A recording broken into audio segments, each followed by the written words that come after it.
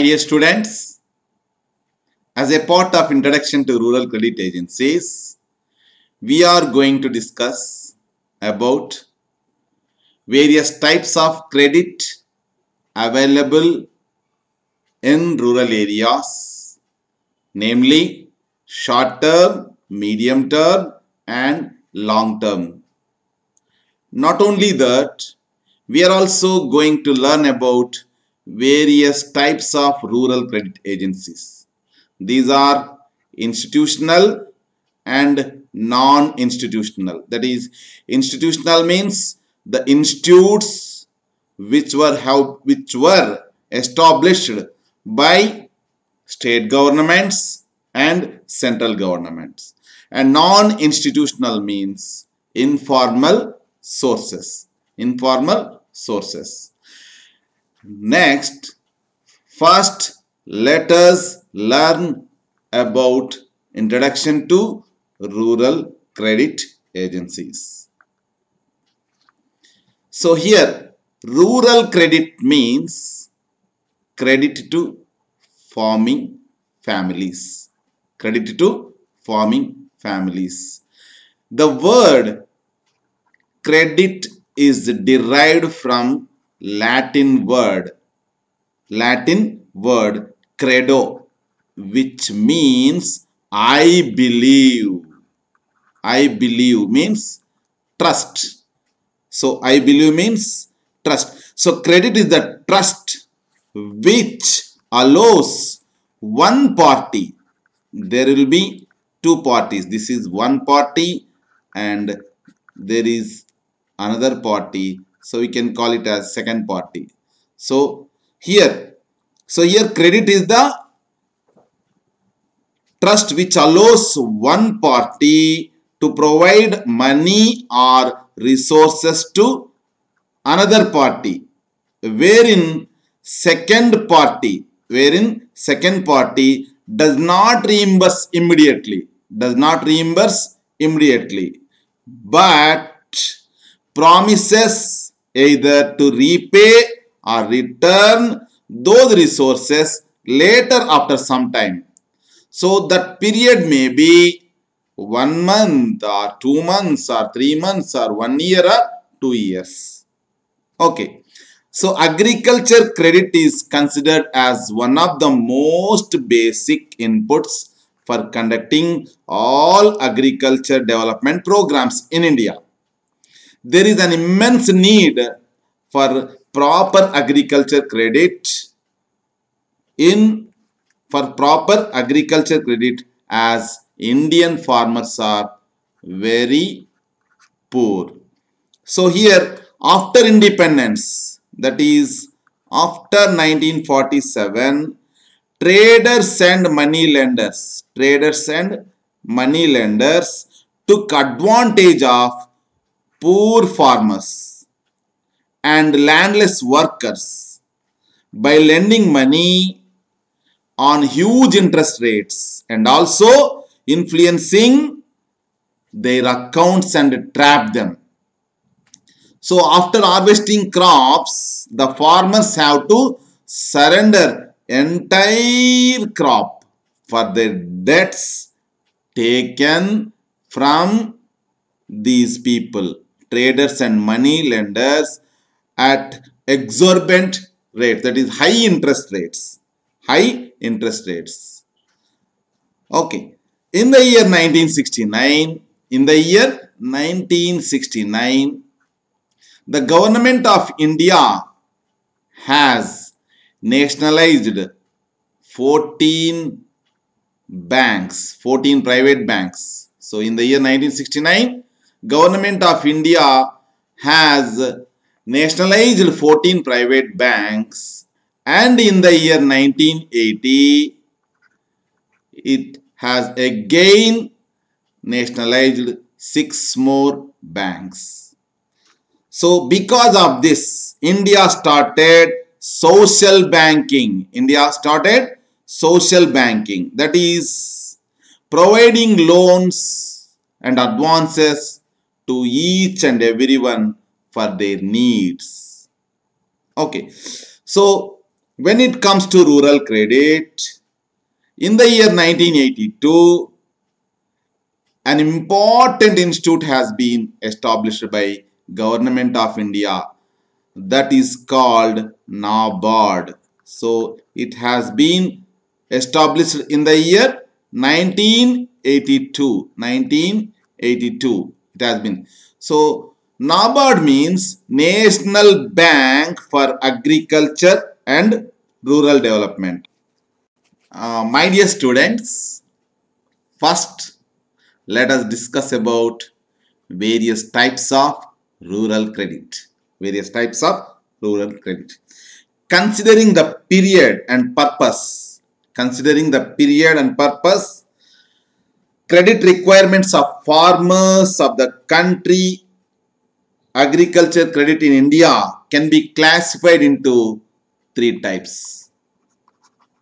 That is short-term credit, medium-term credit, and long-term credit. The Indian farmers require credit to meet short-term needs like purchasing seeds, fertilizers, wages to hired workers for a period less than 15 months. So less than 15 months.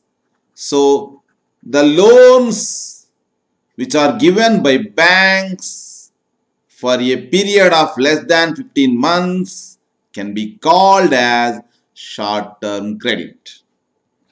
And when it comes to medium-term credit, this includes credit requirement of farmers for a medium period ranging from 15 months to 5 years. 15 months to 5 years, and it is required for purchasing cattle, that is bullocks and bullock carts, pumping sets, other agriculture implements, etc. Medium-term credits are normally larger in size than short-term credit.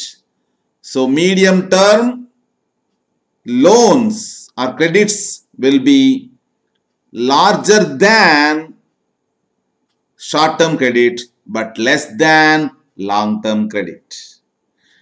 And when it comes to long-term credit, farmers also require finance for a period of more than 5 years just for the purpose of buying additional land or for making any permanent improvement on land, and like sinking of wells, reclamation of land, horticulture, etc. So long-term loans for farmers are required for wells, that may be bore wells, okay, land level wells or reclamation of land, etc. Next, let us discuss about various sources of credit. As I earlier said that there are two types of credits. One is institutional credit and another one is non-institutional credit. Institutional credit and non-institutional credit. According to NAFIS, NAFIS means NABARD All Indian Financial Inclusion Survey. NABARD All India Financial Inclusion Survey. Institutional sources were preferred by agriculture households to avail credit, as approximately 61% of them avail credit from them. However, a significant portion, that is approximately 30% of agriculture households, still avail credit from non-institutional sources. This is institutional and this is non-institutional. Okay. The probable reason could be that their credit demand could be for consumption purpose, or they could be tenant farmers, sharecroppers and landless laborers who are not able to offer collateral security to avail institutional credit, or they are involved in unviable subsistence agriculture, or banks don't find them credit worthy. As a result, these farmers find it convenient to borrow money from non-institutional sources due to easy accessibility. Now, let us discuss various institutional sources of credit agencies.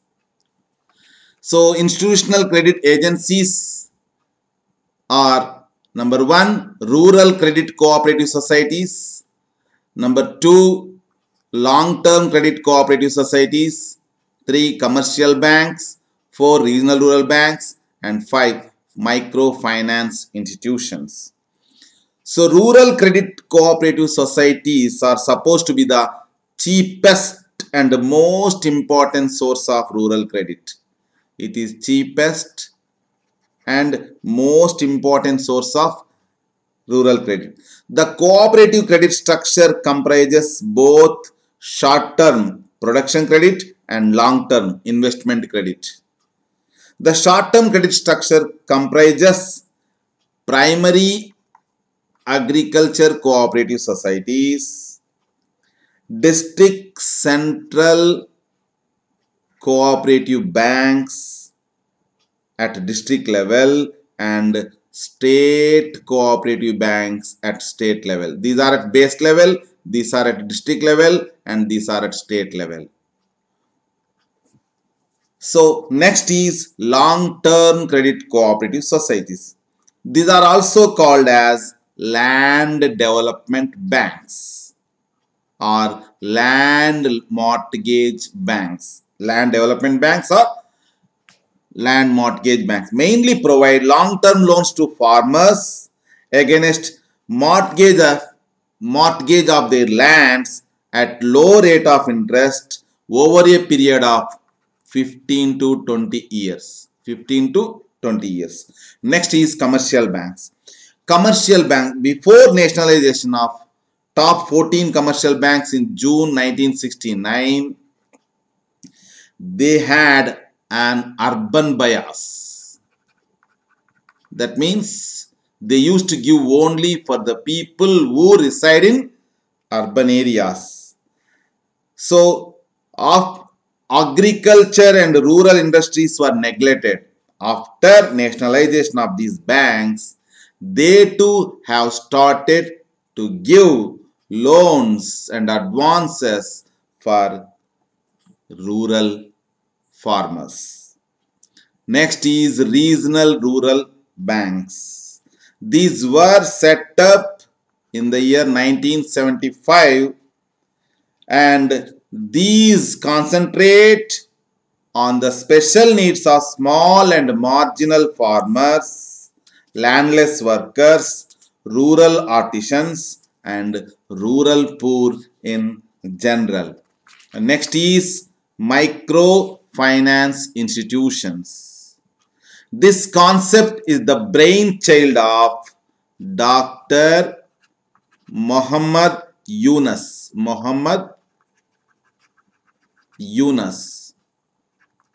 Of Bangladesh.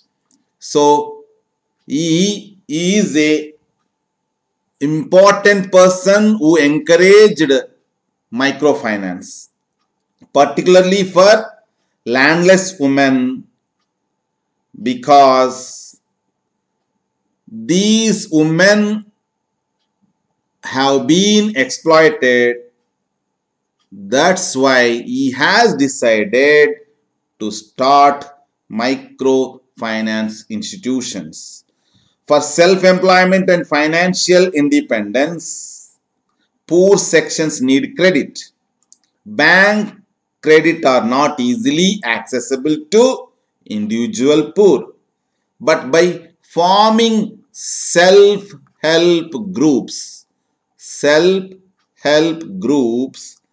they make better prospects for bank credits. The Reserve Bank of India, the Reserve Bank of India put self-help groups under priority sector lending. So at present there are three groups of self-help groups. These are three types. One is self-help groups formed and financed by banks. Number two is self-help groups formed by other formal agencies but financed by banks.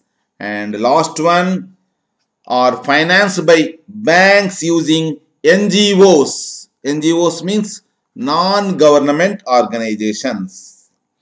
These institutes provide small amount of loans to poor at a very low rate of interest without any type of mortgage or collateral securities. Besides these, government also provides short-term and long-term loans to farmers in the times of emergency such as floods or famine. Such loans are known as Takhavi loans. Such loans are offered at a concessional rate of interest.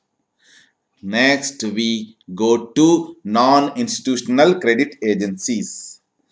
So, non-institutional credit agencies can be divided into four types: money lenders, traders and commission agents, relatives, and landlords. Money lenders. From the very beginning, money lenders have been advancing major share of farm credit. Money lenders are of two types: professional money lenders and agriculturist money lenders. And next is traders and commission agents. These are also advancing loans to the agriculturists for productive purpose before maturity of crops.